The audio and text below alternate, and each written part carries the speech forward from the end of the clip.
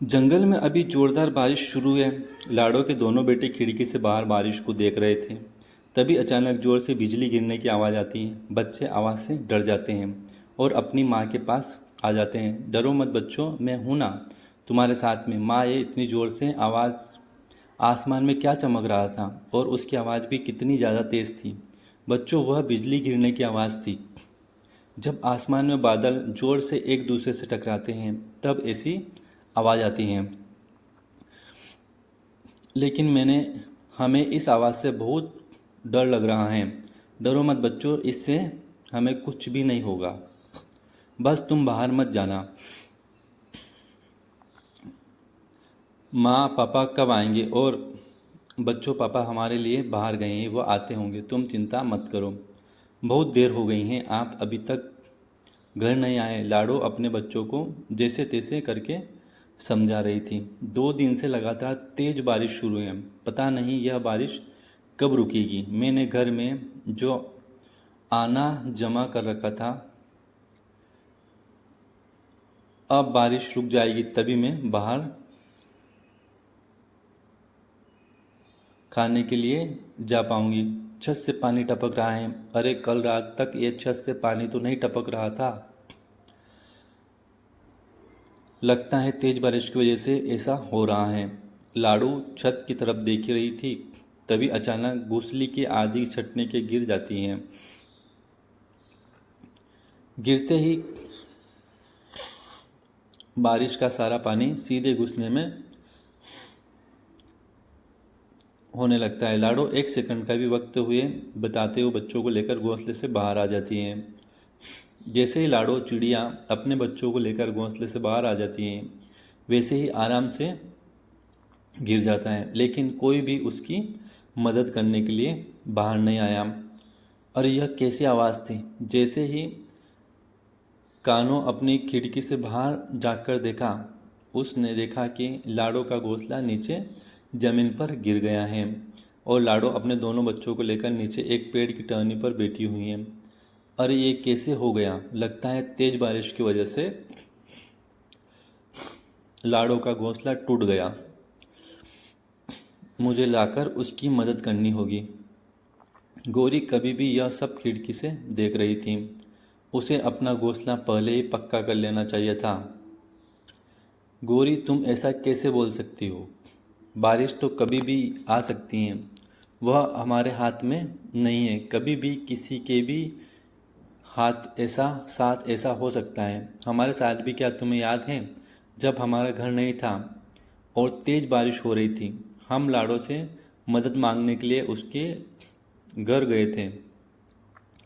लाडो, अरे ओ लाडो, दरवाज़ा खोलो, हम मुसीबत में हैं। कौन है? अरे, मैं हूँ कालू। अरे कालू भैया, आप यहाँ पर कैसे? बाहर बहुत तेज बारिश हो रही है।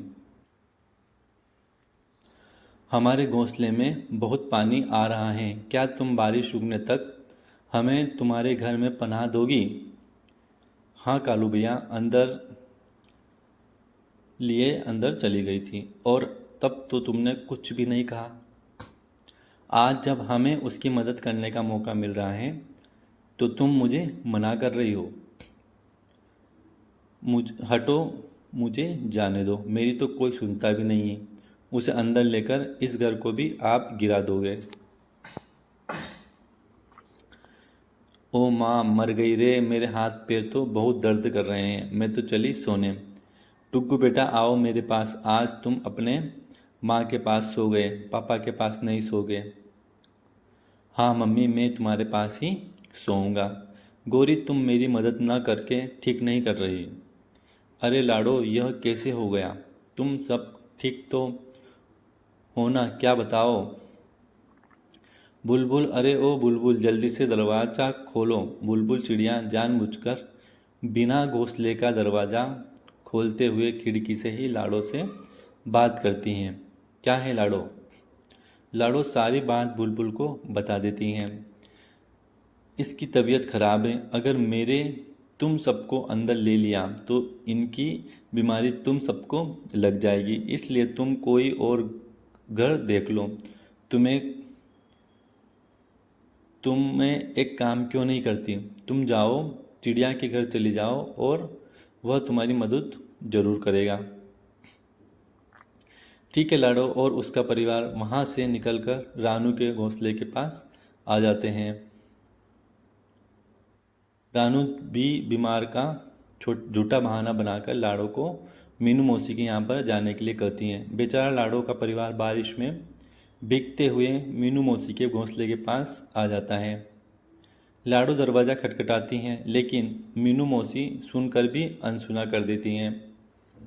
लाडो बहुत देर तक दरवाज़ा खटखटाती रही, लेकिन मीनू मौसी ने दरवाज़ा नहीं खोला। लगता है मौसी सो रही हैं। अब हमारी आखिरी उम्मीद कालू भैया हैं। चलो बच्चों, हम उनके पास चलते हैं। बड़ा है मेरे घर में रहने वाले, अगर मैंने इनको रहने के लिए जगह दे दी तो बारिश रुकने तक और खुद का घोंसला तैयार होने तक यह यहाँ से नहीं लेंगे, और ये तो बदमाश बच्चे मेरा पूरा घर खराब कर देंगे।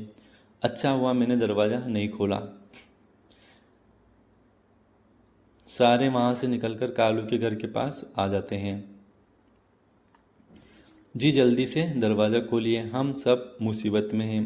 अरे बल्लू जी, मैं बहुत देर से दरवाज़ा खोलने की कोशिश कर रहा हूँ, लेकिन यह नहीं खुल रहा है। बारिश की वजह भूल गया है। सोनू मोनू तुम चिंता मत करो, मैं और पापा है ना तुम्हारे साथ। तुम दोनों एक काम करो, मेरे पंखों के नीचे आ जाओ। गौरी तुम इतना कठोर कैसे हो सकती हो? यह कोई टाइम है सोने का?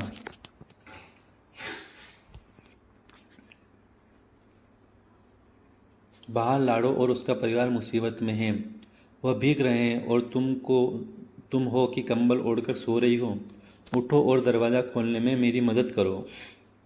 मैं कोई मदद नहीं करने वाली। अगर तुम फिर से मुझे नींद से उठाओगे तो कल सुबह होते ही मैं मेरे मायके चली जाऊंगी।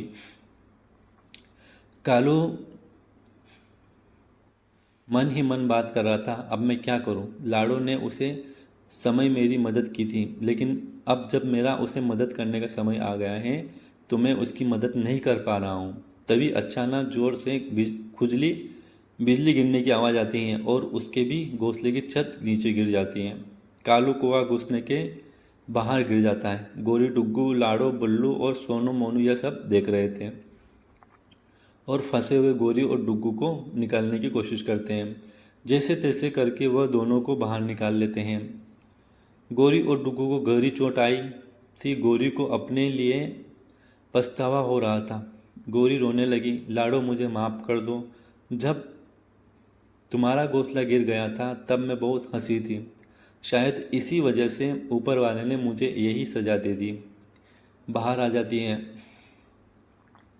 तो दोस्तों, इस कहानी से हमें यह सीख मिलती है, कभी भी किसी के बुरे वक्त में उस पर हंसना नहीं चाहिए। तो दोस्तों, कैसी लगी आपको हमारी यह बारिश की कहानी?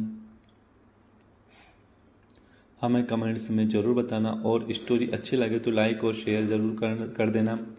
हमारे चैनल बाबा महाकाल भक्त पर नए हो तो चैनल को सब्सक्राइब ज़रूर करें। Thanks for watching.